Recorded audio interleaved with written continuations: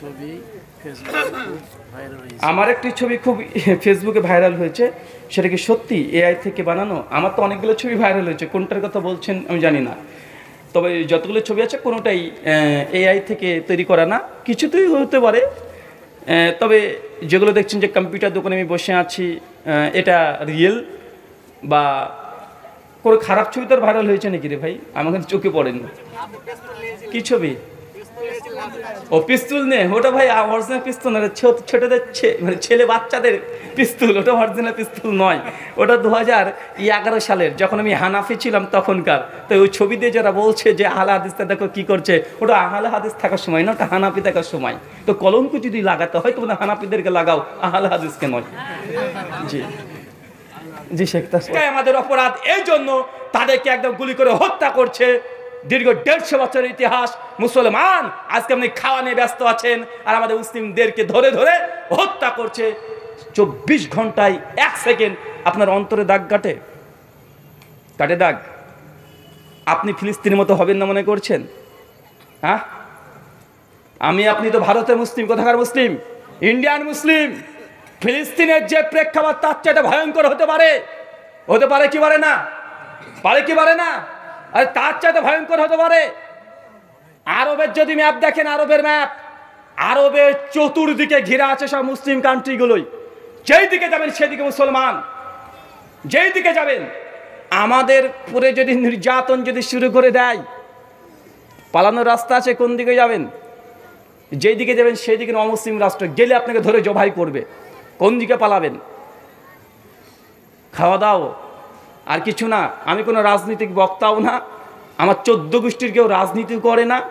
Just আপনাকে আমি এই কথা বলে গেলাম যে আপনি ফিলিস্তিনের এই বিষয়টাকে নিয়ে মানে চিন্তাই করছেন না, মানে কোনো ব্যাপার না। আরে মুসলমান, তুমিও ফিলিস্তিনের মতো এখন আছো। তোমাকেও যদি আর ক্ষমতা যদি একটা কিছু থাকে, তোমাকেও উলঙ্গ করে দাঁড় করে রাস্তাতে প্রত্যেক ঘরে ঘরে যদি জয় শ্রীরাম বলায়, তোমার 14 গোষ্ঠীর ক্ষমতা নাই যে তুমি এই কথা না বলে তুমি ভারী ভাত খাও। এটা হতে পারে না। পারবেন? হ্যাঁ, অতই সোজা। এগুলো কে করছে? কেন হচ্ছে এগুলো? অথচ ভারতবর্ষে 800 বছর আমরা রাজত্ব করেছিলাম। বাপ দাদু আমাদের গোটা ভারতবর্ষকে দখল করেছিল। গোটা ভারতবর্ষ আমাদের। যত বড় বড় সৈন্য সৌধগুলো আছে সব কাদের তৈরি? কলকাতা ইডেন গার্ডেন কাদের? আরে 70% মুসলমানের সম্পত্তি। যে খেলা তুমি দেখছো, কলকাতার যে এয়ারপোর্ট, কমপক্ষে 50% জমি হচ্ছে মুসলমানদের। আমাদের মৌলভী সাহেব দেখে 1000-1500 টাকা ভাতা দেয়, তাই অনেকে বলছে যে ভাতা নেওয়া যায়, মানে মুসলমান ওরই সুশ্রুরি বেশি, মানে 1500 টাকা দিচ্ছে, মনে করছে যে এই হুজুরের জায়জ হবে। কিন্তু এই টাকা যে কোথা থেকে আসছে এটা আপনিও জানার চেষ্টা করেন না। যে দেখবেন আমাদের ভারতবর্ষে, গোটা ভারতবর্ষে মুসলিম যে প্রপার্টি আছে, যে সম্পত্তি আছে, এই সম্পত্তি যদি ভারতবর্ষে যত মুসলমান আছে প্রত্যেকে মাসে মাসে 5000 টাকা পেনশন দেয়, তারপরেও মুসলমানদের এই সম্পত্তির কোনো অংশে হারাবে না। আপনি মানু আতি উল্লাহ আতি রাসূল ওয়ালা তুবতিলু আমালাকুম। আন আয়েশা রাদিয়াল্লাহু তাআলা আনহা قالت قال رسول الله صلى الله عليه وسلم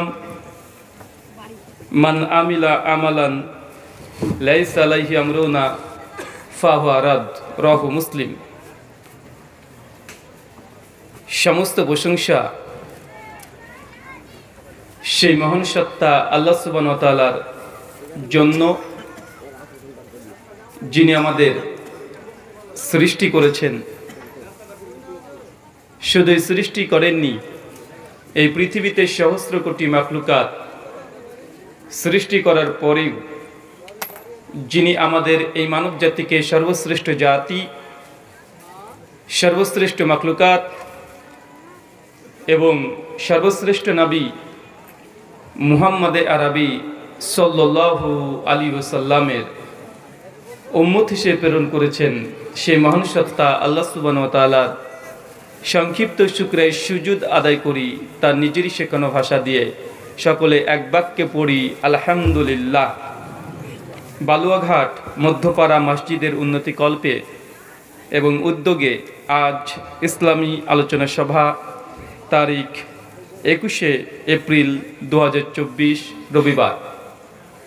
আজকের এই আলোচনা সভাটিকে সফল করার জন্য যারা সার্বিক দিক থেকে সাহায্য এবং সহযোগিতা করেছেন তাদের প্রত্যেকের নাম ধরে শুকরিয়া আদায় করা সম্ভব নয়। তারপরেও যারা অর্থ, শ্রম, মেধা, দোয়া, পরামর্শ এবং দূর দূরান্ত থেকে যেসব দিনী ভাই এবং বোনেরা আলোচনা শ্রবণের উদ্দেশ্যে একত্রিত হয়েছেন তাদের প্রত্যেকের নেক নিয়াত এবং নেক আমলগুলো আল্লাহ তুমি কবুল করে নাও, সকলে পড়ি আমিন।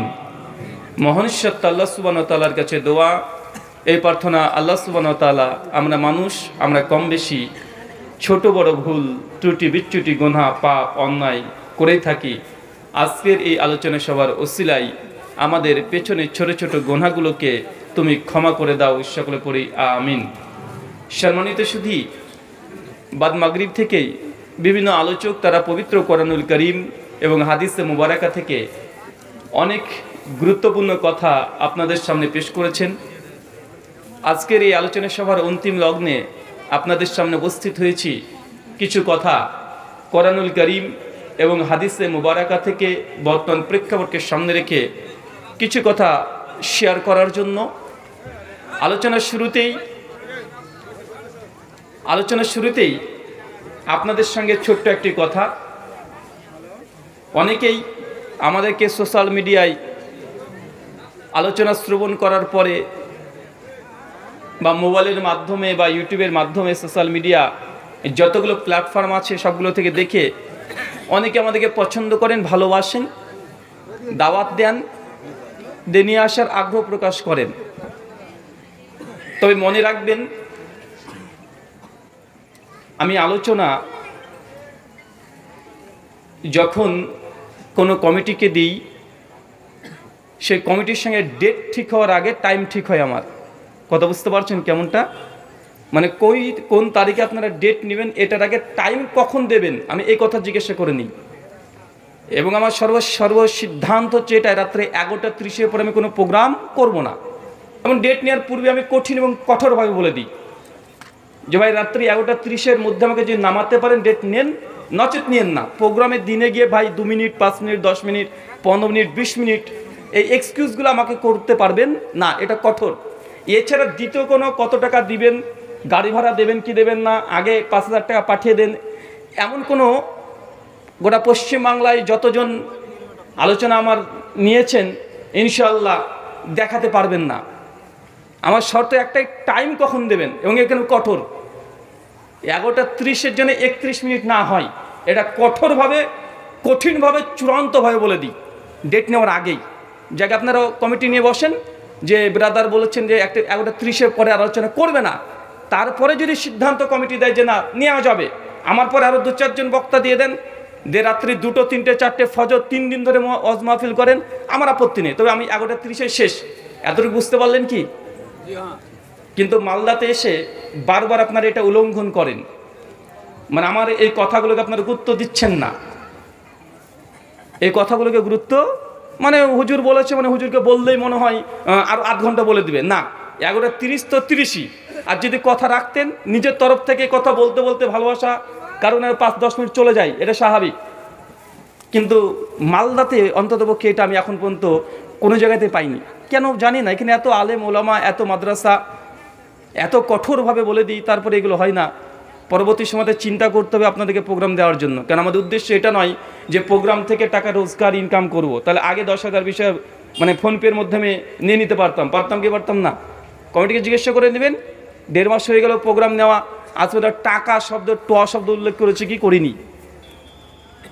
তাই আজকে যারা আপনারা অনেকে এসেছিলেন যে ভাই ডেট লাগবে, ডেট নেওয়ার আগে জেনে রাখবেন রাত্রি 11:30, সামনে বছর জন্য 11টায় শেষ। 2024-এ যারা ডেট নেবেন 11টায় শেষ, যদি সম্ভব হয় নেবেন, নচেত নেবেন না। কথা বুঝতে পারছেন ভাইজান? আজকে রেকর্ড হয়ে যাচ্ছে এখানে। আপনারা অনেকেই 10-12টা কমিটি বলছেন ডেট নেব। 2024-25 থেকে শুরু হবে রাত্রি 11টায়, আমার টাইম শেষ। তারপরে আপনি সারা ধরে প্রোগ্রাম করেন।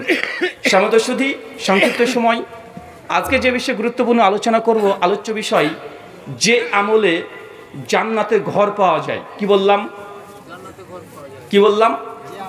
আরো জোরে বলেন। যে আমলে জান্নাতে ঘর পাওয়া যায়, তার মানে বোঝা যাচ্ছে যে জান্নাতে ঘর পাওয়া সম্ভব। আমরা অনেক মুসলিম যারা বিশ্বাস করি আল্লাহকে, পরকালের, নবী রাসূলের, ফেরেশতা মণ্ডলীতে এবং ডে অফ জাজমেন্ট, কিয়ামতের পরবর্তী সময় যে উত্থান আমাদের হবে, পরলৌকিক জীবন, পরমার্থিক জীবন, এগুলো তো আমরা বিশ্বাস করি। ভাই করি কি করি না? করি। আর আমরা এটাও জানি যে এই যে সৃষ্টি জগৎ, যে ক্রিয়েশন আমরা দেখতে পাচ্ছি, এই সৃষ্টি জগৎ এটা অনাদিকাল ধরে আছে বা থাকবে এমনটা নয়। আল্লাহ সুবহানাহু ওয়া তাআলা সৃষ্টি জগৎকে তিনি সৃষ্টি করেছেন, একটা পর্যায়ে সৃষ্টি জগৎ ছিল না, আল্লাহ সুবহানাহু ওয়া তাআলার ইচ্ছায় সৃষ্টি জগৎ এসেছে। আবার আল্লাহ সুবহানাহু ওয়া তাআলা গোটা সৃষ্টি জগৎকে তিনি ধ্বংস করে দিবেন। কুল্লু মান আলাইহা ফান ওয়া ইয়াবকা ওয়াজহু রাব্বিকা যুল জালালি ওয়াল ইকরাম। এই সমগ্র সৃষ্টি জগৎ যা দেখছেন, যতগুলো গ্যালাক্সি দেখছেন, শুধু পৃথিবী নয়, যত রকমের গ্যালাক্সি আছে, আমাদের মিল্কি ওয়ে গ্রহ, সবগুলোকে আল্লাহ ধ্বংস করে দিবেন। ধ্বংস করার পরে আল্লাহ সুবহানাহু ওয়া তাআলা ডে অফ জাজমেন্ট, কিয়ামত, পরমার্থিক জীবন, পরলৌকিক জীবন, হিসাবের দিন আল্লাহ সুবহানাহু ওয়া তাআলা আপনার আমার প্রত্যেকের সামনে এটা অনিবার্য তিনি দিয়ে দেবেন এবং আমরা তার সামনে দাঁড়াতে নিশ্চিত হবে, বিন্দু পরিমাণে সন্দেহ করা যাবে না। আচ্ছা, গোটা সৃষ্টি জগতের মধ্যে আল্লাহ সুবহানাহু ওয়া তাআলা তিনি কি আমাদেরকে অনর্থক এই দুনিয়াতে প্রেরণ করেছেন না উদ্দেশ্য আছে? নিশ্চিত উদ্দেশ্য আছে। উদ্দেশ্য কি? শুধুমাত্র নিজের ভালো মন্দ খাবো, ভালো পড়বো, ইনকাম সোর্স ভালো করব, ছেলে মেয়েকে ভালো জায়গায় বিবাহ দিয়ে দিব, ভালো ভালো দোকান করব, চাকরি করব, সার্ভিস করব, এটাই কি আমাদের জীবনের উদ্দেশ্য? না অন্য কোনো উদ্দেশ্য আছে? অন্য কোনো উদ্দেশ্য আছে। মনে রাখবেন, এই দুনিয়াটা হচ্ছে ক্ষণস্থায়ী, এই দুনিয়াটা চিরস্থায়ী নয়। যত বড় বিজ্ঞানী হোক আর সায়েন্টিস্ট হোক, যত কিছুই করুক না কেন, নিজের মৃত্যুকে কেউ কখনো একটা সেকেন্ড বাড়িয়ে নিতে পেরেছে? কথা বলেন। একজন ডাক্তার মৃত্যুর শয্যায় শায়িত একজন পেশেন্ট আছে, ও হসপিটালে তাকে অপারেশন করার মাধ্যমে, একদম মৃত্যুর শয্যায় শায়িত ছিল, অপারেশন করার মাধ্যমে বিভিন্ন রকমের ভ্যাকসিনের মাধ্যমে তাকে সুস্থতা দিয়েছে। ডাক্তার কেবলই হসপিটাল থেকে বের হয়ে আসছে, ডাক্তারই অ্যাক্সিডেন্ট করে মারা যাচ্ছে, বা আছে না নাই? কথা বলেন। তার মানে বোঝা যাচ্ছে মৃত্যু অনিবার্য, সৃষ্টি জগৎ ধ্বংসশীল, এটা অনিবার্য। আমরা কেউ এখানে সারা জীবন বা অনাদি কাল ধরে এখানে থাকবো এমনটা নয়। আর এই অল্প সময় এই দুনিয়াতে এসেছি, কিন্তু আমাদের আদি বাসস্থান কোথায়? কথা বলেন চাচা, আমাদের আদি বাসস্থান কোথায়? আদি ঘর কোথায় আছে? জান্নাত। কেন বলেন তো? আমাদের এখানে পৈতৃক সম্পত্তি পড়ে আছে। আপনি যদি খবর পান যে মুর্শিদাবাদের হাজারদুয়ারির পাশে আপনার পৈতৃক সম্পত্তি আছে, তবে এই পৈতৃক সম্পত্তি দখলদারিতা করার জন্য আপনি ছুটে যাবেন কি যাবেন না? অবশ্যই চলে যাবেন। ঠিক জান্নাতে আমাদের পৈতৃক সম্পত্তি আছে। কেন?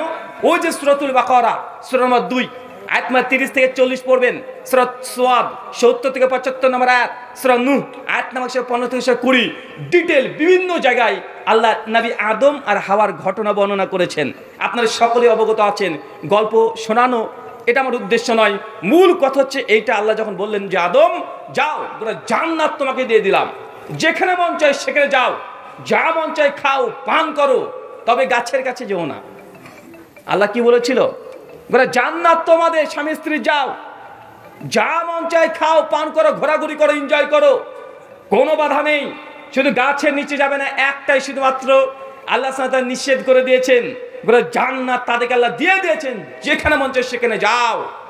কিন্তু নবী আদম আলাইহিস সালাম, আম্মা হাওয়া উভয়ে আল্লাহ সুবহানাহু ওয়া তাআলা এই বাক্য, এই আদেশকে উল্লঙ্ঘন করার কারণে আল্লাহ সুবহানাহু ওয়া তাআলা জান্নাত থেকে তাকে দুনিয়াতে পাঠিয়ে দিয়েছে।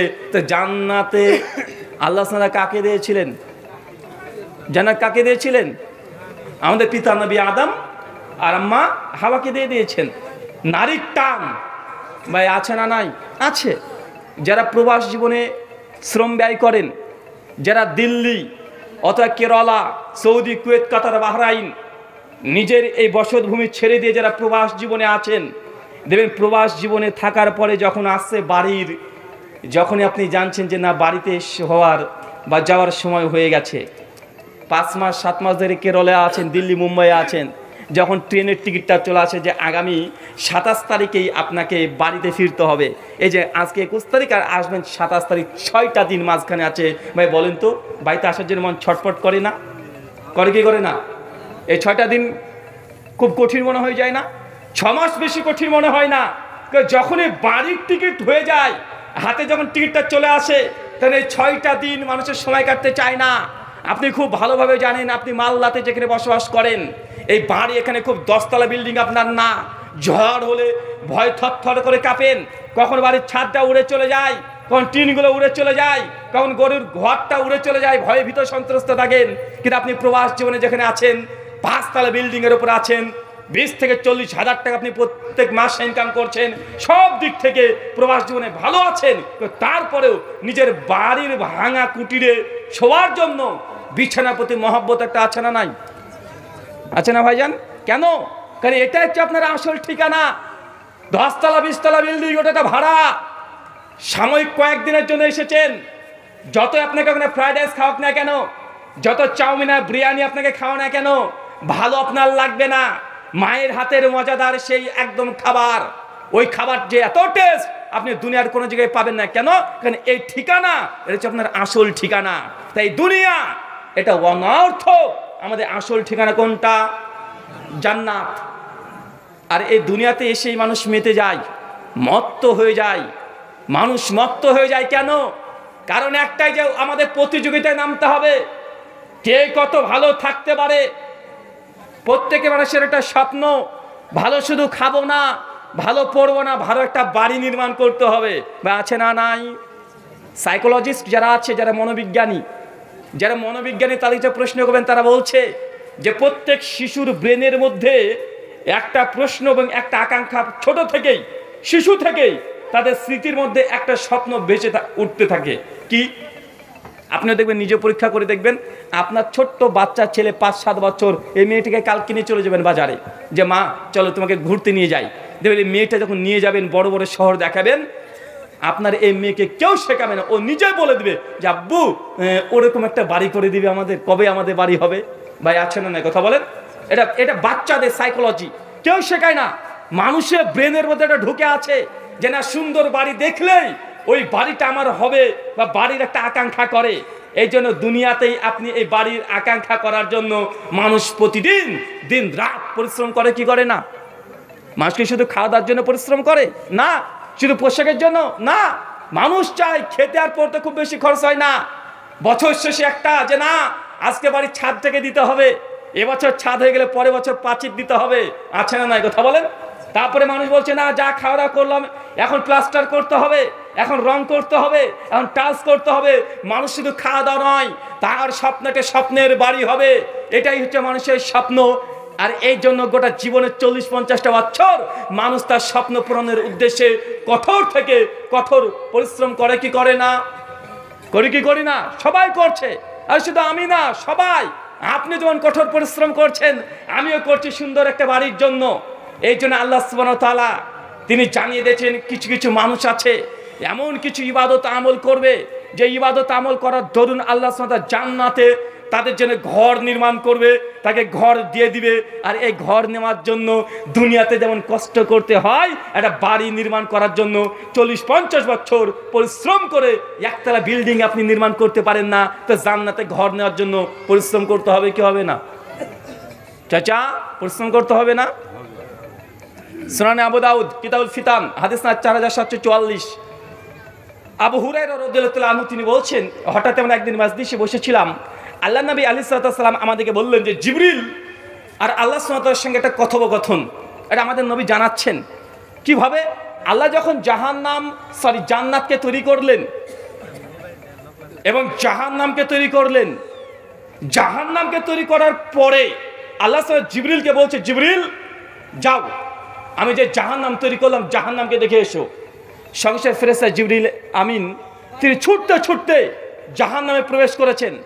জাহান্নামে প্রবেশ করে দেখছেন যে ওটা জাহান্নাম দাউ দাউ করে জ্বলছে, একদম গলগলে আগুন, আগুনের এক অংশ আর এক অংশকে গিলে গিলে খেয়ে নিচ্ছে। এত গলগলে আগুন, জাহান্নামে মানুষের চিৎকার, মানুষের দুর্গন্ধ এত ভয়ঙ্কর, টিকে থাকা যায় না। জাহান্নামের আগুন এই দুনিয়ার আগুনের চাইতে 70 গুণ আর অধিক ভয়ঙ্কর। আমরা অনেকে বলি যে আগুন তো আগুন, আগুনের মধ্যে 70 গুণ। এটা কিভাবে হতে পারে? যারা কমপক্ষে মাধ্যমিকও দিয়েছেন, যারা ভৌত বিজ্ঞান পড়াশোনা করেছেন, ভাই বলেন তো, লম্ফ চেনেন না? লম্ফ হারিকেন চেনেন? হারিকেনের আগুন, ওটাও আগুন, আগুন না? আবার আখাতে যেগুলো আগুন চলে, এই ঝিকগুলোতে, ওটাও আগুন। তো লম্ফের আগুনের তেজ আর আখার আগুনের তেজ সমান? আচ্ছা, আখার যে আগুন, ওই আগুনের তেজ আর স্টোভের যে আগুনের তেজ দুটো সমান? স্টোভের যে আগুনের তেজ আর রড বা লোহাকে ঝালাই দেয়, ওই আগুনের তেজ সমান? কথা বলেন, সমান? তার মানে বোঝা যাচ্ছে না আগুনের কি আছে? আগুনের গতি, আগুনের তেজ ভয়ঙ্কর আছে।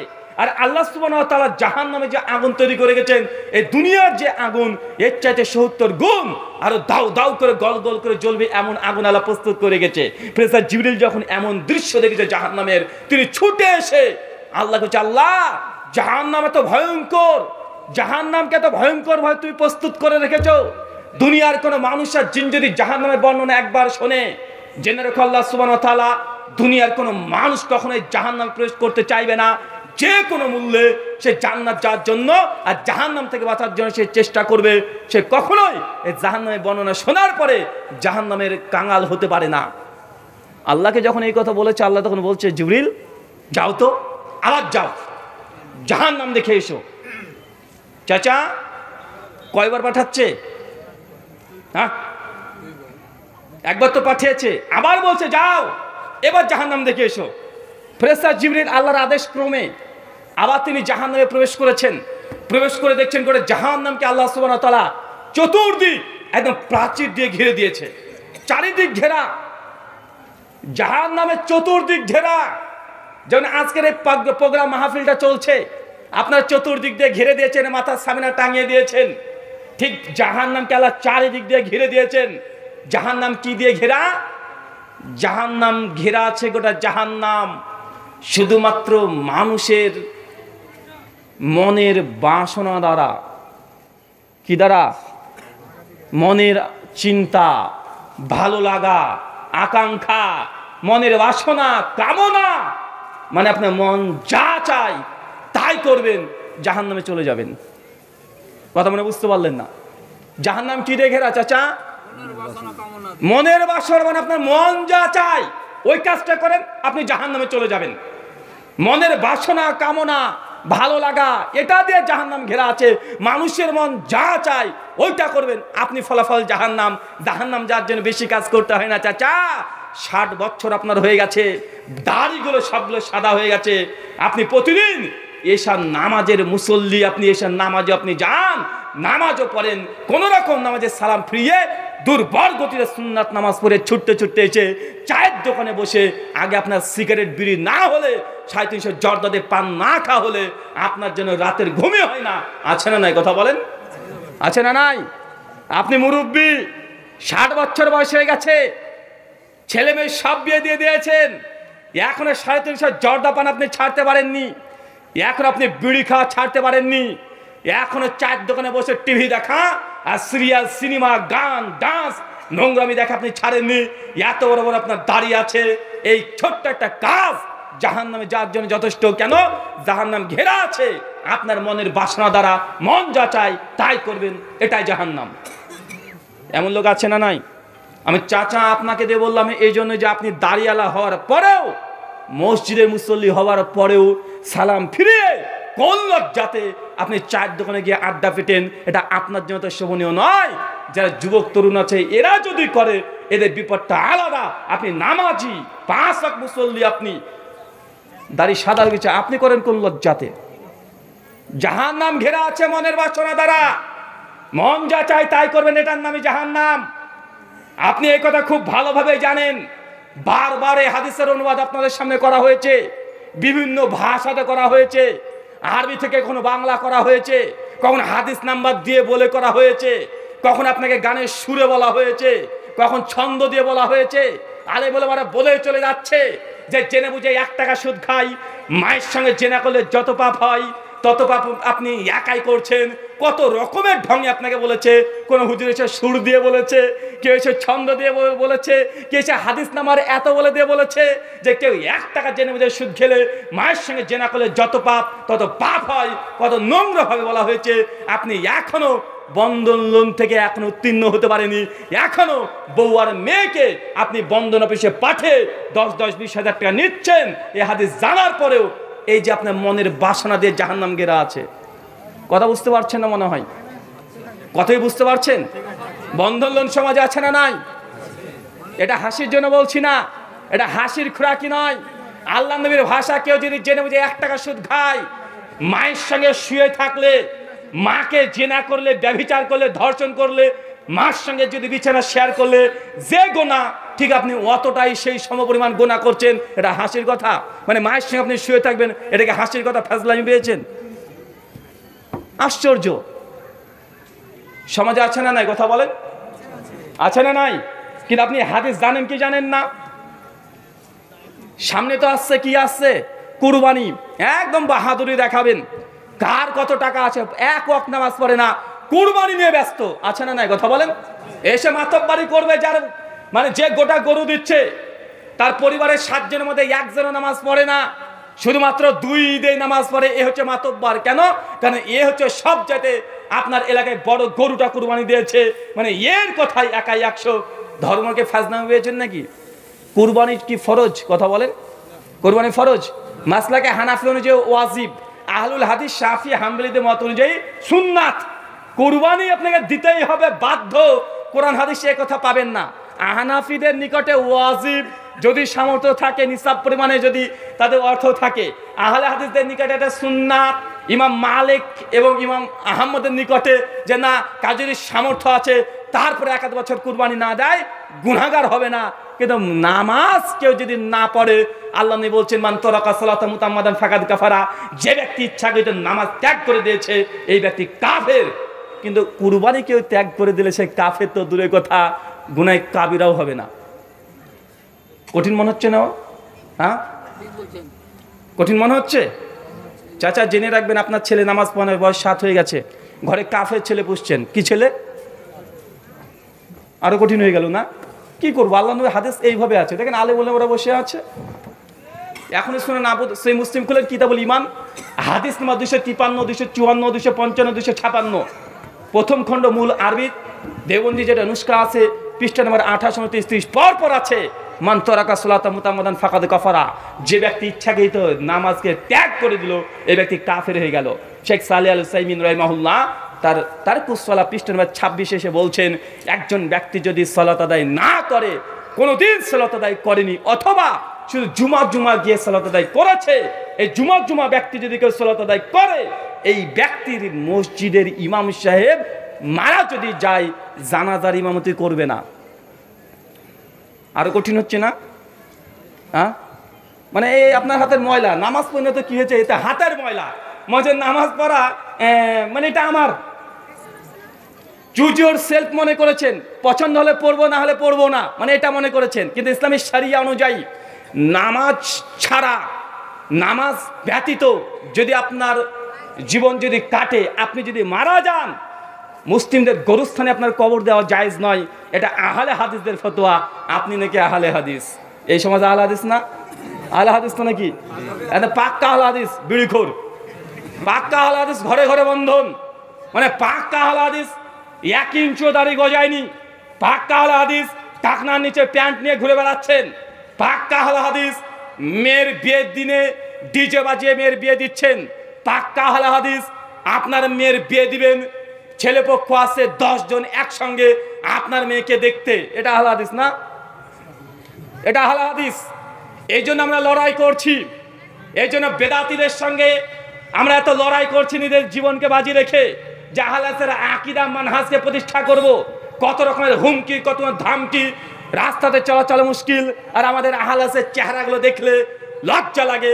ইহুদিরাও যদি আপনাদের চেহারা দেখে, আপনাকে বন্ধু বলে আপনার গালে চুমু দিয়ে চলে যাবে।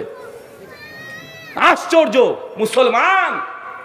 এরপরেও যদি পরিবর্তন না হন, যে ভারতবর্ষে বসবাস করছেন, 800 বছর শাসন করেছে মুসলমানরা। আজ থেকে 150 বছরের আগের ইতিহাসে চলে যান, মুঘলদের ইতিহাস চলে যান, 800 বছর মুসলমানরা শাসন করেছে।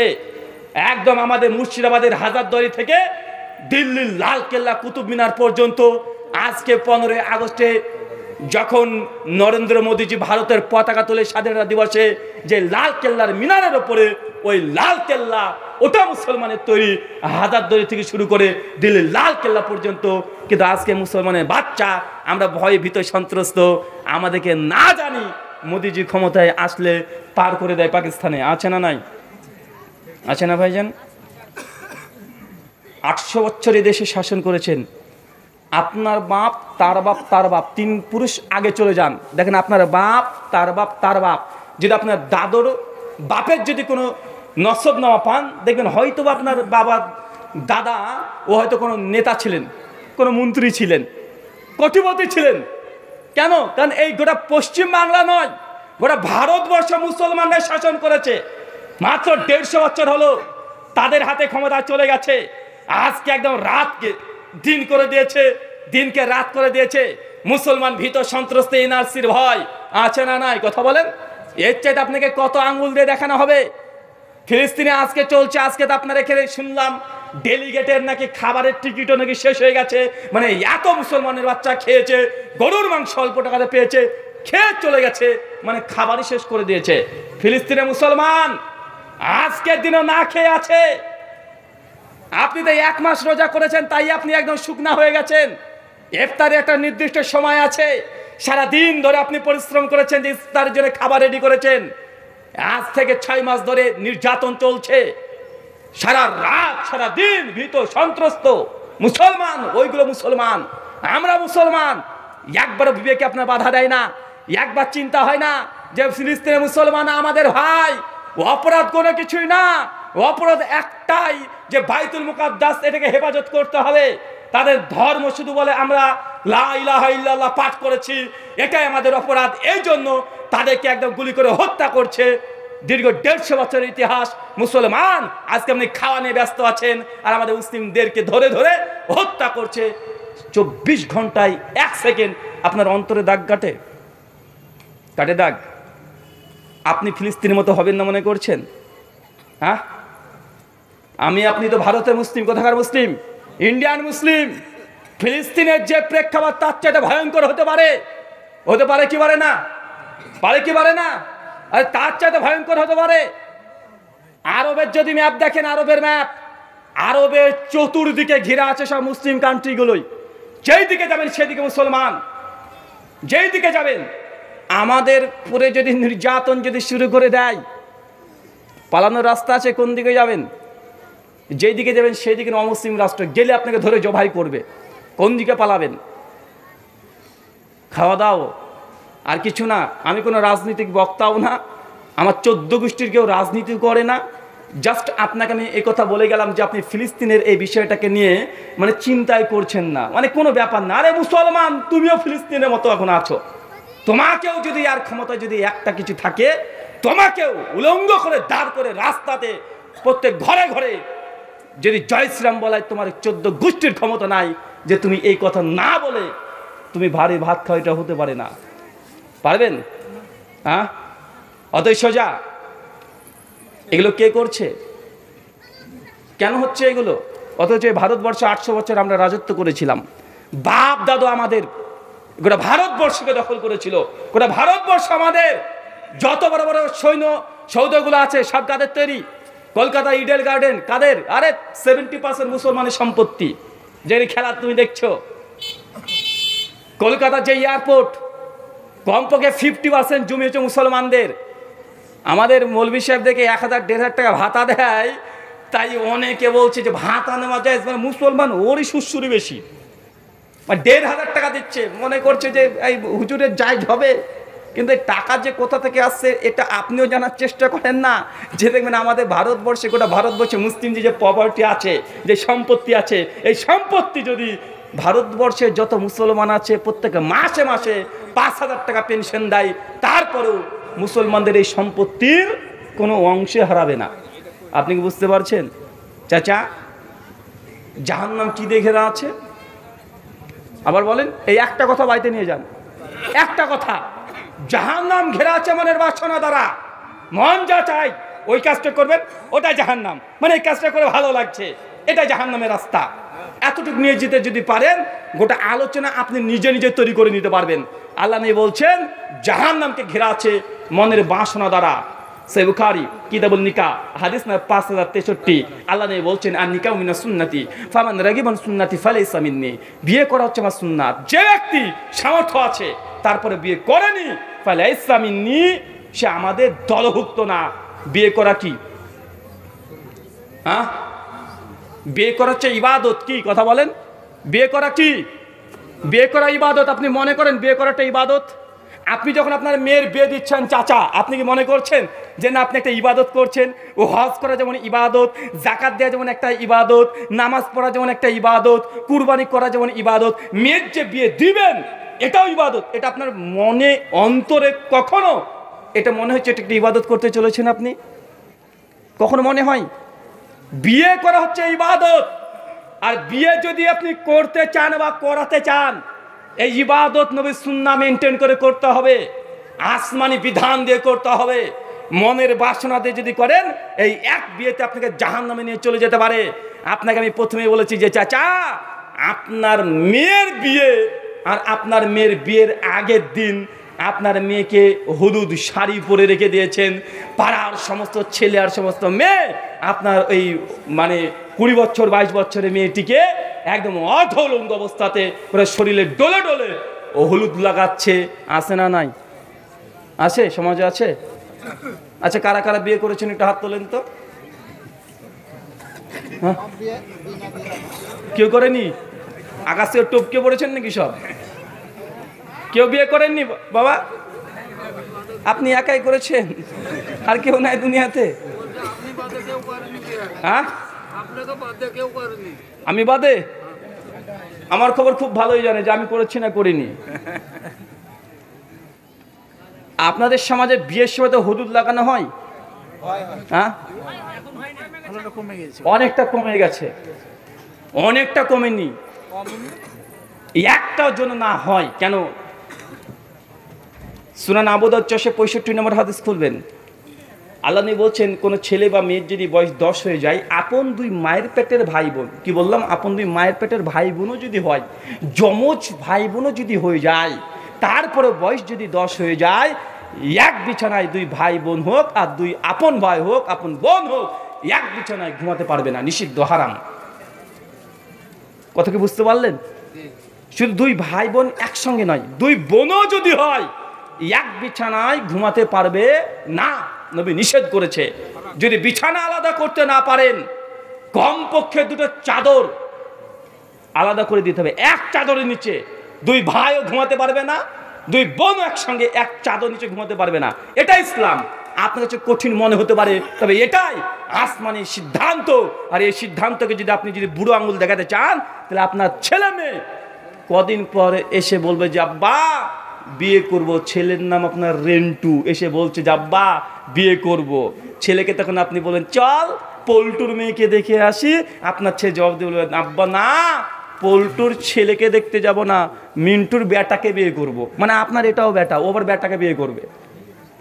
কথা বুঝতে পারলেন না মানে নাকি? সমকামী চলছে না ভাইজান? সমকামী বোঝেন চাচা? ছেলে ছেলের সঙ্গে বিয়ে করছে, মেয়ে মেয়ের সঙ্গে বিয়ে করছে, এটা হচ্ছে সমকামিতা। ট্রান্সজেন্ডার কি মানে ছেলে বলছে আব্বা যদি দেখতাম এই ছেলে, হ্যাঁ তবে ভেতরটা আমার মেয়ে, তাই আমি ছেলে যদি দেখছি ছেলে, বাহ্যিক সুরত আমার ছেলে, তবে আমার ছেলে হলেও কোনো মেয়ের প্রতি ফিলিংস আসে না, অতএব আমি ছেলে হলেও ছেলেকেই বিয়ে করব। ট্রান্সজেন্ডার এই শব্দগুলো চাচারা হয়তো বুঝতে পারছেন না। যারা ইয়াং জেনারেশন আছেন, এই টিকটক প্রজন্ম আমাদের যারা আছে, যারা সবসময় সোশ্যাল মিডিয়া নিয়ে ব্যস্ত আছে, তোমরা শোনে নাই ট্রান্সজেন্ডার? হ্যাঁ, এই যে কলকাতাতে একটা আছে, কি যেন নাম গো? হ্যাঁ, এই যে কয়দিন আগে বাংলাদেশের কোন এক ইউটিউবারের সঙ্গে খুব ভাইরাল হয়ে গেল, কি যেন নাম ভুলে গেছি, মনে নাই। আল্লাহ স্যান্ডি না? হ্যাঁ, এ আল্লাহর ওলি, দেখেছেন না? আল্লাহর ওলি। যত রকমের ওয়াজ মাহফিল আছে সব ও আগে যায়, আর আরামসে সবার ওয়াজ শুনে, আর মনে মনে বলে, মানে ভুল করে না জানি মোবাইল বের করছেন, মোবাইল বের করে বিড়ি প্যাকেট বেরিয়ে না যায় আবার ভুল করে। এর আগে দেখেছি এরকম ঘটনা ঘটেছে, ও মোবাইল বের করতে গিয়ে বিড়ি প্যাকেট বের করে বসে আছে। কথা বুঝতে পারছেন না ভাইজান? মানে আমরা এই জিনিসগুলো তো আমাদের ব্যবসা, সবার ব্যবসা, কার বা ব্যবসা না? আমারও ব্যবসা, আমি এসেছি, কিছু হলেও হবে। উনিও বসে আছেন যে হুজুর কতক্ষণ বলবে, তাতে শেষ কর, যত তাড়াতাড়ি শেষ করবি আমি চলে যাব। ও কিছু পকেটে নিয়ে চলে যাবে, কমিটিরও কিছু হবে, ফায়দা হবে, মসজিদের হবে, আর ঘোরার দিন আপনাদের দর্শক যারা আছেন তাদের লস, মানে আপনারা বুঝেন না। তবে আপনাকে একটা কথা বলে যাই, মনে রাখবেন, আল্লাহর নবী যে কথাটা বলে গেলেন যে দুই ভাইও এক বিছানায় শুয়ে থাকতে পারবে না, দুই বোনও এক বিছানায় শুয়ে থাকতে পারবে না। এর ফলাফল দেখছেন তো, বর্তমানে সমকামিতা, ট্রান্সজেন্ডার, এগুলো এত ধাউ ধাউ করে বেড়ে চলছে, মানে এটা আপনি কল্পনা করতে পারবেন না।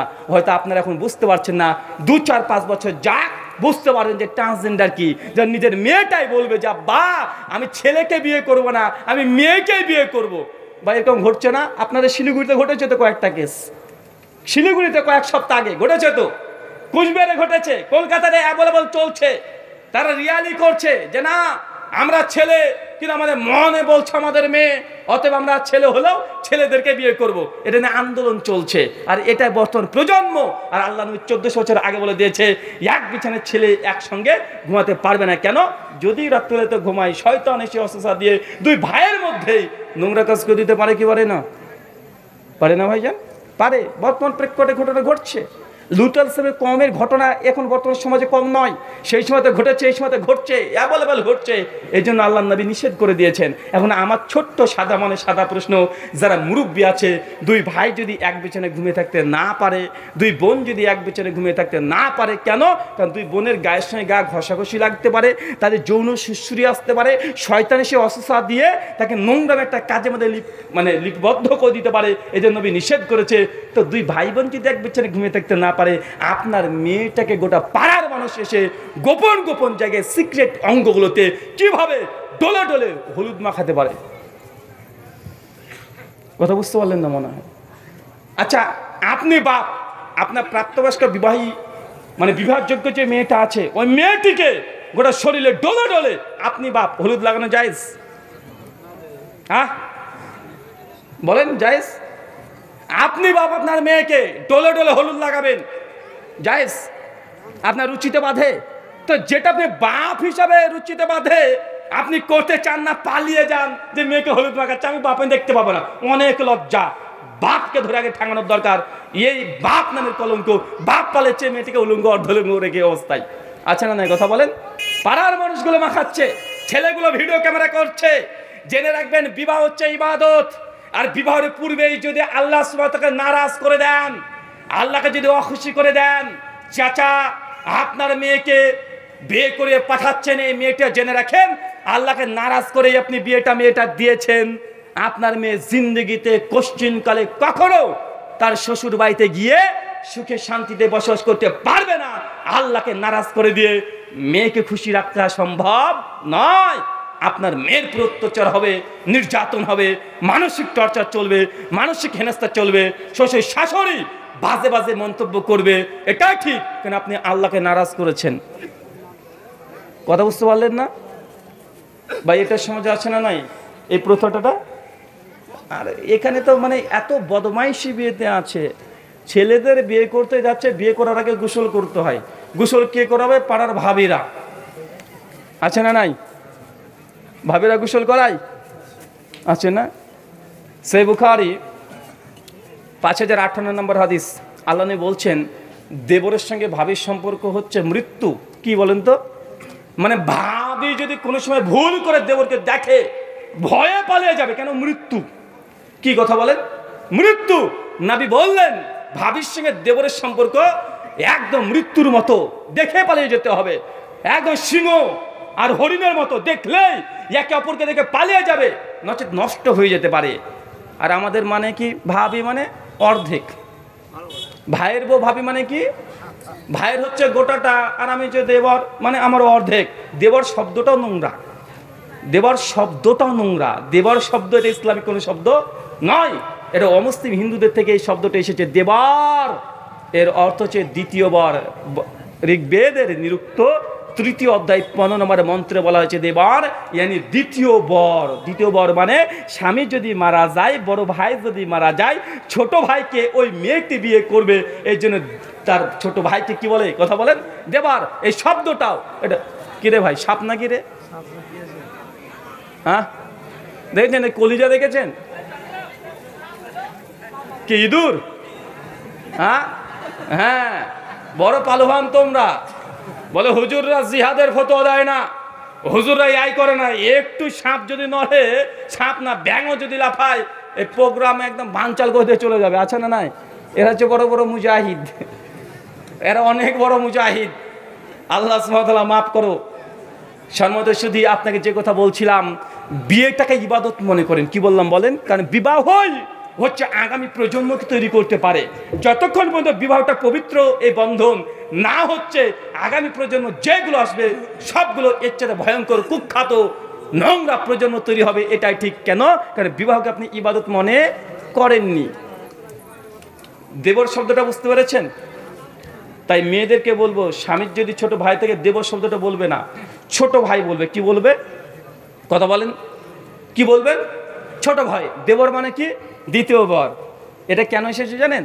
রাজা রামমোহন রায় প্রবন্ধগুলো পড়বেন এবং স্বামী দয়ানন্দ সরস্বতীর সত্যার্থ প্রকাশ চতুর্থ সমোল্লাস পৃষ্ঠা নম্বর 170 থেকে 175 মধ্যে তিনি বলেছেন, দেবতারা এই জন্যই বলে কারণ হিন্দুদের মধ্যে একটা ট্র্যাডিশন আছে, যদি কোনো মেয়ের স্বামী আগে মারা যায়, মেয়েটা জীবিত আছে, তার স্বামীটা মারা গেছে, তাহলে এই মেয়েটির 3টে ধর্মীয় আইন আছে। এক, মেয়েটি যদি স্বর্গে যেতে চায়, তাহলে মেয়েটিকে জোরপূর্বক তার স্বামীর চিতায় আগুন দিয়ে জ্বালিয়ে পুড়ে ছারখার করে দিবে।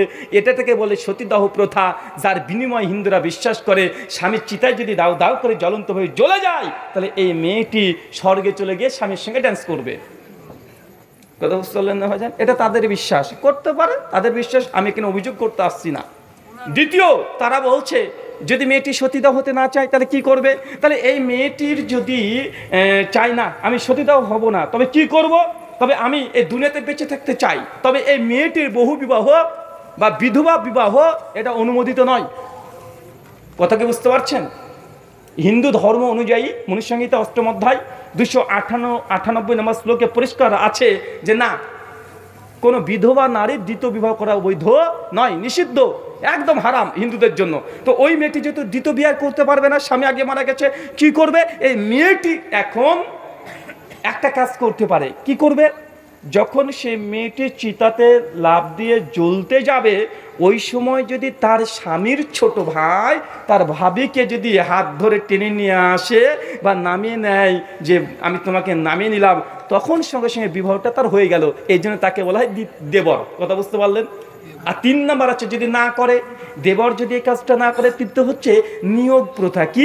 মেয়েটা বিয়ে তো করবে না, তবে এলাকার বিজ্ঞ কোনো পণ্ডিত, কোনো ব্রাহ্মণকে ডেকে এনে 2-4 রাত্রি কাটিয়ে তার সঙ্গে সম্পর্ক করে, তার সঙ্গে ফিজিক্যালি গিয়ে সহবাস করে একটা সন্তান নিতে পারবে। কথা মনে বুঝলেন না? এটাকে বলে নিয়োগ প্রথা। কি প্রথা? নিয়োগ প্রথা। তো দেবর শব্দ কোথা থেকে এসেছে? ওইখান থেকে, যে স্বামী যদি মারা যায়, ছোট ভাই যদি তার বৌদিকে বা ভাবে হাত ধরে নামিয়ে নেয়, এদের জন্য দেবর মানে দ্বিতীয় বর হিসাবে একে বিবেচনা করা হয়েছে। এই স্বামীর ছোট ভাইকে ছাড়া আর বিয়ে করা মেয়েদের জন্য হিন্দুদের মতে জায়েজ নয়। তার জন্য ভারতে এই শব্দ প্রচলিত ব্যাপকভাবে আছে যে দেবর মানে স্বামীর ছোট ভাইকে বলে। মুসলমান মায়েদেরকে, মেয়েদেরকে বলি দেবর শব্দ ব্যবহার করবে না। এই শব্দটা নোংরা। শয়তানে সে অসা দিয়ে তোমার দেবর আর ভাবির মধ্যে যেখানে মা সন্তানের মতো সম্পর্ক, এই সম্পর্ককে নোংরা, নাপাক, নিকৃষ্ট, যৌনতা, উত্তেজনা মূলক সম্পর্কে পরিণত করে দিয়েছে। আছে না নাই? কথা বলেন। ভাবি আর মানে একদমই আর কি মানে মৃত্যু, একদম মৃত্যু মানে সম্পূর্ণ গুনাহ, পাপ। দেখে আপনাকে ভয় করতে হবে। জাহান্নাম কি দিয়ে ঘোরা চাচা? কি দিয়ে? মানুষের মনের কামনা বাসনা দ্বারা মন যা চাইবে তাই করবেন। এটা হচ্ছে জাহান্নাম। বিয়েতে আপনাদেরকে গেট, হ্যাঁ, বিবাহতে গেট ঘরে না, গেট ঘেরে দেখি পরে কি লেখা থাকে? 5,001 টাকা। হ্যাঁ,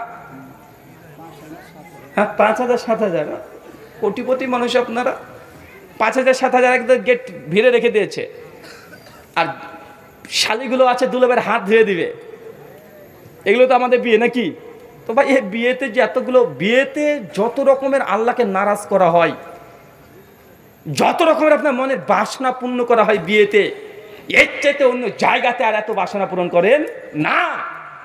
তার জন্য তো গোটা বিশ্ব জগতে দেখা যাচ্ছে যে বিয়ের পরেও অধিকাংশ কাপল তারা ডিভোর্স হয়ে যাচ্ছে, তালাক হয়ে যাচ্ছে। তালাক যদি না হয় তারপরেও বিয়ের পরে স্বামী স্ত্রী উভয়ে পরকীয়াতে লিপ্ত আছে, আছে না নাই? ইন্ডিয়ান রিপোর্ট বলছে 68% মেয়েরা বিয়ের পরে পরকীয়া করে। কত পার্সেন্ট চাচা, কত পার্সেন্ট? 68% মেয়েরা কি করে? বিয়ের পরে পরকীয়া। পরকীয়া মানে বুঝলেন না, খোলা বাংলা ভাষায় বলে দিই, পরকীয়া মানে আপনার যে স্ত্রী আছে, আপনি স্বামী স্ত্রী দুজন, আপনার বউ, আপনার স্ত্রী আপনাকে ছাড়াও অন্য কোনো পুরুষের সঙ্গে প্রেমের সম্পর্কে আসক্ত আছে, মানে বাংলা ভাষায় প্রেম করছে আপনার বউ। ভালো লাগলো কথা শুনতে? এবার কত পার্সেন্ট? 68%। মানে আপনার এলাকাতে যদি 100টা বিবাহিত নারী থাকে, জেনে রাখবেন 68টা নারী আপনি স্বামী থাকার পরেও অন্য পুরুষের সঙ্গে সম্পর্ক আছে। কথা বুঝতে পারলেন না মনে হয়? এর চেয়ে আর কিভাবে বুঝবো আপনাকে? এটা ভারতের রিপোর্ট বলছে, কোরআন হাদিসের কথা না। আপনি তো কোরআন হাদিসের কথা মানতে চান না, কিন্তু এটা যে বাস্তব আপনি বিশ্বাস করেন। আপনার স্ত্রী সেকেন্ড কোনো রিলেশনে আসক্ত আছেই আছে, এটা ইন্ডিয়ান রিপোর্ট বলছে। মায়েদেরকে বলি, মেয়েদেরকে বলি, ভারতবর্ষের রিপোর্ট এটা বলছে 78 থেকে 79% ছেলেরা বউ ছাড়া দ্বিতীয় কোনো মেয়ের সঙ্গে পরকে আসক্ত আছে। এখন আপনি আপনার চেহারাটা দেখে নিন, আপনি আপনার বউ ছাড়া অন্য কোনো প্রেমের সম্পর্কে আসক্ত আছেন না নাই? অন্য কোনো নারীর প্রতি দুর্বলতা আছে না নাই? অন্য কোনো নারীর সঙ্গে ফোনে কথা বলছেন কি বলছেন না? মেসেঞ্জারে চ্যাট করছেন কি করছেন না? ভিডিও কল করছেন কি করছেন না? অডিও কলে ঘন্টার পর ঘন্টা কথা বলছেন কি বলছেন না? এটা আপনারা নিজেরা নিজের চেহারাটাকে একবার আয়নাতে দেখে নেন। এটা ইন্ডিয়ান রিপোর্ট বলছে। যতই আপনি লুকিয়ে রাখেন না কেন, বাস্তব দুনিয়া এখন টেকনোলজি এতই উন্নত, মানুষের মনের কথাও এখন প্রকাশ হয়ে যায়। হয় কি হয় না? যুবক, এআই অ্যাপ্লিকেশন সম্পর্কে জানা আছে না? এআই সম্পর্কে কারা কারা জানো? একটু হাত তোলো তো। হ্যাঁ, কেউ জানে না?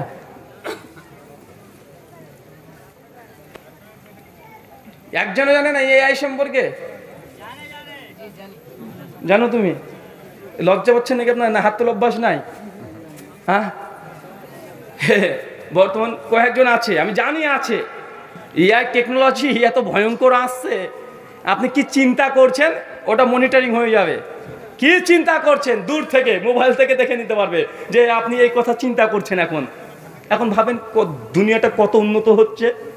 মানে কি চিন্তা করছেন, এটাকে আপনার ব্রেনকে হ্যাক করতে পারে। ব্রেনকে হ্যাক করা সম্ভব। মানুষের ব্রেনকে, আপনার বুদ্ধিকে কয়েক সেকেন্ডের জন্য হ্যাক করে দিতে পারে, বা হ্যাং করে নিতে পারে, স্থির করে দিতে পারে। মানুষ বিজ্ঞানী এত উন্নত, প্রযুক্তি এত উন্নত হয়ে গেছে। সম্মানিত শুধু এই আলোচনা এখানে সংক্ষিপ্ত করে দিয়ে বলছি, দ্বিতীয় অংশ আল্লাহ সুবহানাহু ওয়া তাআলা জান্নাত সৃষ্টি করলেন। কি সৃষ্টি করলেন চাচা? এবার জান্নাতকে সৃষ্টি করার পরে আল্লাহ সুবহানাহু ওয়া তাআলা জিবরিল যাও জান্নাত দেখে এসো। জান্নাতে এখন প্রবেশ করেছে জিবরিল আমিন, গেছে জান্নাতের এত সৌন্দর্য, এত সুন্দর জান্নাত, দৃষ্টিনন্দন জান্নাত। জান্নাতকে দেখে চোখ ফেরানো যায় না। আপনি তো তাজমহলকে দেখে, দৃষ্টিনন্দন তাজমহলকে দেখে আর সরতে চান না। কলকাতার সায়েন্স সিটিতে গিয়ে আর চোখ ফেরাতে চান না। জান্নাতকে দেখে সঙ্গে সঙ্গে এত সুন্দর জান্নাত, অবাক দৃষ্টিতে জান্নাতকে দেখছেন। সঙ্গে ফেরেশতা জিবরিল ছুটে এসে আল্লাহ বলছে, আল্লাহ এত সুন্দর তুমি জান্নাতকে তৈরি করেছো। এই জান্নাত সম্পর্কে পৃথিবীর মানুষ যদি একবার শোনে, যে কোনো মূল্যে সে জাহান্নাম থেকে নিষ্কৃতি নিয়ে সে জান্নাতে প্রবেশ করার জন্য কর্ম করতে অভ্যস্ত হয়ে যাবে। আল্লাহ এত সুন্দর জান্নাত, আমার মনে হয় যে দুনিয়াতে কোনো মানুষ নেই যে জান্নাতের আকাঙ্ক্ষা করবে না। প্রত্যেকে মানুষের জান্নাত চাইবে। তোমার জান্নাতের এই যদি গল্প, এই বর্ণনা যদি শোনে, যখন এই কথা বলেছে আল্লাহ, তারপর বলছে আল্লাহ জিবরিল তাই এত সুন্দর জান্নাত তুমি দেখে আসলে, যাও তো আবার জান্নাত দেখতে যাও। চাচা কয়বার পাঠাচ্ছে? কয়বার? 2 বার। জাহান্নামে কয়বার পাঠিয়েছে? কয়বার পাঠিয়েছে জাহান্নামে? 2 বার পাঠিয়েছে না? জান্নাতও 2 বার পাঠাচ্ছে। যাও জান্নাত দেখে এসো। এবার জান্নাত দেখতে গেছে জিবরিল। যাওয়ার পর দেখছে জান্নাতকে আল্লাহ সুবহানাহু ওয়া তাআলা ঘিরে দিয়েছেন। জাহান্নাম যেমন ঘিরে দিয়েছে আল্লাহ সুবহানাহু ওয়া তাআলা প্রাচীর দিয়ে, জাহান্নামকে আল্লাহ সুবহানাহু ওয়া তাআলা ঘিরে দিয়েছে। চতুর্দিক চারিদিক আল্লাহ জান্নাতকে ঘিরে দিয়েছে। জান্নাতকে কি দিয়ে ঘিরেছে? জান্নাতকে আল্লাহ সুবহানাহু ওয়া তাআলা ঘিরে দিয়েছে শুধু নিয়মান নীতিমালা দিয়ে। কি দিয়ে বলেন তো চাচা? কি দিয়ে? দুঃখ, কষ্ট, নিয়ম, নীতিমালা দিয়ে ঘিরে রেখে দিয়েছে। ফরজ, সুন্নাত, মুস্তাহাব, নিয়ম, নীতি, দুঃখ, কষ্ট, শুধু এই সব দিয়ে জান্নাতকে আল্লাহ সুবহানাহু ওয়া তাআলা ঘিরে দিয়েছে। তার মানে বোঝা গেল জান্নাতে যেতে হলে দুঃখ, কষ্ট, নিয়ম, নীতি মেনে জান্নাত যেতে হবে। জান্নাত আর জাহান্নাম ছোট্ট কথা, মন আপনার যা চায় এই কাজ করবেন, জাহান্নাম। জান্নাত আল্লাহ যা চায় তাই করবেন, এর বিনিময়ে জান্নাত। জাহান্নাম ঘেরা আছে নিজের মনের বাসনা দ্বারা, আর জান্নাত ঘেরা আছে আল্লাহর ইচ্ছে দ্বারা। আল্লাহর ইচ্ছে পালন করবেন তো জান্নাতে যাবেন, নিজের ইচ্ছা পালন করবেন তো জাহান্নামে যাবেন। সহজ এই দুইটো কথা নিয়ে চলে যান। আলোচনাতে বেশি বেশি আলোচনা করতে হবে, অনেক কিছু শুনতে হবে এমনটা নয়। একটা কথাতেই কোনো চাইলে আপনার মন পরিবর্তন হতে পারে, আপনি আল্লাহ পথে ফিরে আসতে পারেন। অথবা ঘন্টার পর ঘন্টা 100, 200, 500 ঘন্টা আলোচনা শুনলেও স্বয়ং ফেরেশতা জিবরিল এসব যদি আপনার সামনে ওহী নাজিল করে দিয়ে চলে যায়, আপনার সামনেও আপনি ঈমান না আনতে পারেন। কাফেররা দেখছে, নবীকে দেখেছে, নবী কোরআন বলছে, হাদিস বলছে, তাই তো ঈমান আনেনি। আবু তালেবকে বারবার নবী বলছে যে চাচা কালেমা একবার পড়ো, চাচা একবার পড়ো, একদম আমি কিয়ামতের মাঠে তোমাদের শাফাত করব, চাচা একবার কালেমা পড়ো। আবু তালেব বলছে যে না, কালেমা না পড়ে মৃত্যুবরণ করেছে। তাই ঘন্টার পর ঘন্টা আলোচনা শুনলেই আপনার যে ইমানি জজবা বাড়বে এমনটি নয়। একটা বাক্যতে আপনার ইমানি জজবা বৃদ্ধি পেতে পারে, একটা কথা আপনার হৃদায়তে জারিয়া হতে পারে।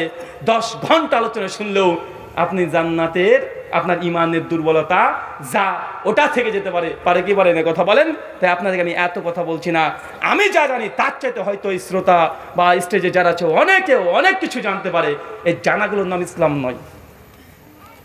আল্লাহ নবী প্রতিদিন ফজরের সময় একটা দোয়া করতেন। ইবনে মাজাহ হাদিস 925।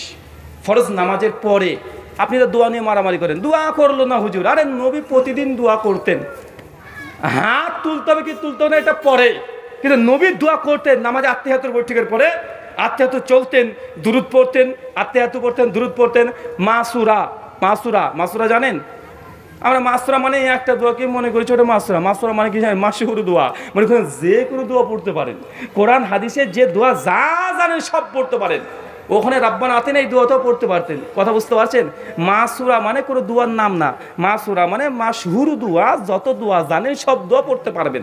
কথা কি বুঝতে পারলেন না ভাইজান? মানে ওইখানে গিয়ে যা দোয়া আছে কোরআন হাদিসে সব দোয়া পড়তে পারবেন।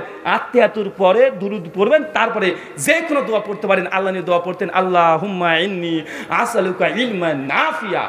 কি পড়তেন? হে আল্লাহ, তোমাকে এমন ইলম, এমন জ্ঞান দাও যে জ্ঞানটা উপকারী। কি জ্ঞান? কি জ্ঞান? ইলমান নাফিয়া কি? ইমাম রাজব হাম্বলি রাহিমাহুল্লাহ তার লাতাইফুল মারিফ 195 নম্বর পৃষ্ঠায় বলছে ইলমান নাফিয়ান হচ্ছে ওই ইলম যে ইলম মানুষ অর্জন করেছে এবং আমলও করেছে। শুধু ইলম অর্জন করলে এটা নাফিয়া নয়, যে ইলম অর্জন করে আবার আমল করেছেন। আজকে যা শুনলেন এটা যদি আমল করেন এটা হচ্ছে ইলমান নাফিয়া, উপকারী জ্ঞান। রাজা রামমোহন রায় 22 পারা কোরআনের হাফেজ ছিল, সে তো হিন্দু। গিরিশচন্দ্র সেন গোটা কোরআনকে বাংলাতে অনুবাদ করে দিয়েছে, সে তো একজন হিন্দু। ওটাকে ইলমান নাফিয়া? কথা বলেন না, ওটা ইলমান নাফিয়া নয়। যে ইলম অনুযায়ী আমল করছেন এটা উপকারী ইলম, এটা হচ্ছে কল্যাণকর ইলম। এই জ্ঞান, ইলম, এই নলেজ আপনি জান্নাত নিয়ে যাবে। কিন্তু আপনি জ্ঞান অর্জন করেছেন, আমল যদি না করেন এই ইলম, এই জ্ঞান আপনাকে জাহান্নামে নিয়ে চলে যাবে। আল্লাহ সুবহানাহু ওয়া তাআলা আমাদেরকে কথাটা বোঝার তৌফিক দান করে সকলে পড়ি আমিন। চাচা দুটো মেসেজ দিয়েছি, কি বলেন তো?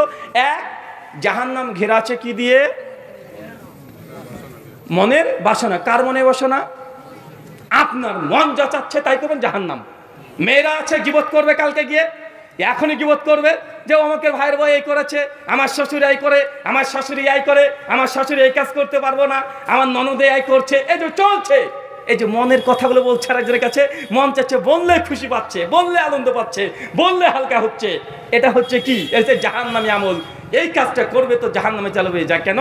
কারণ নিজের মন যা চাচ্ছে তাই করছে। আর আল্লাহর ইচ্ছায় যদি চলেন এটা হচ্ছে জান্নাতি আমল। আল্লাহ সুবহানাহু ওয়া তাআলা আমাদেরকে এই কথা বোঝার তৌফিক দান করো, আমল করেন। এটা হচ্ছে ইলমান নাফিয়া, উপকারী জ্ঞান। রাজা রামমোহন রায় 22 পারা কোরআনের হাফেজ ছিল, সে তো হিন্দু। গিরিশচন্দ্র সেন গোটা কোরআনকে বাংলাতে অনুবাদ করে দিয়েছে, সে তো একজন হিন্দু। ওটাকে ইলমান নাফিয়া? কথা বলেন না, ওটা ইলমান নাফিয়া নয়। যে ইলম অনুযায়ী আমল করছেন এটা উপকারী ইলম, এটা হচ্ছে কল্যাণকর ইলম। এই জ্ঞান, ইলম, এই নলেজ আপনি জান্নাত নিয়ে যাবে। কিন্তু আপনি জ্ঞান অর্জন করেছেন, আমল যদি না করেন, এই ইলম, এই জ্ঞান আপনাকে জাহান্নামে নিয়ে চলে যাবে। আল্লাহ সুবহানাহু ওয়া তাআলা আমাদেরকে কথাটা বোঝার তৌফিক দান করে, সকলে পড়ি আমিন। চাচা দুটো মেসেজ দিয়েছি, কি বলেন তো? এক, জাহান্নাম ঘেরা আছে কি দিয়ে? মনের বাসনা। কার মনে বাসনা? আপনার মন যা চাচ্ছে তাই করবেন, জাহান্নাম। মেয়েরা আছে গীবত করবে, কালকে গিয়ে এখনই গীবত করবে যে আমাকে ভাইয়ের বউ এই করেছে, আমার শ্বশুর এই করে, আমার শাশুড়ি এই করে, আমার শাশুড়ি এই কাজ করতে পারবো না, আমার ননদে এই করছে। এই যে চলছে, এই যে মনের কথাগুলো বলছে আরেকজনের কাছে, মন চাচ্ছে, বললে খুশি পাচ্ছে, বললে আনন্দ পাচ্ছে, বললে হালকা হচ্ছে। এটা হচ্ছে কি? এই যে জাহান্নামী আমল। এই কাজটা করবে তো জাহান্নামে চালাবে। যা কেন? কারণ নিজের মন যা চাচ্ছে তাই করছে। আর আল্লাহর ইচ্ছায় যদি চলেন, এটা হচ্ছে জান্নাতি আমল। আল্লাহ সুবহানাহু ওয়া তাআলা আমাদেরকে এই কথা বোঝার তৌফিক দান করো।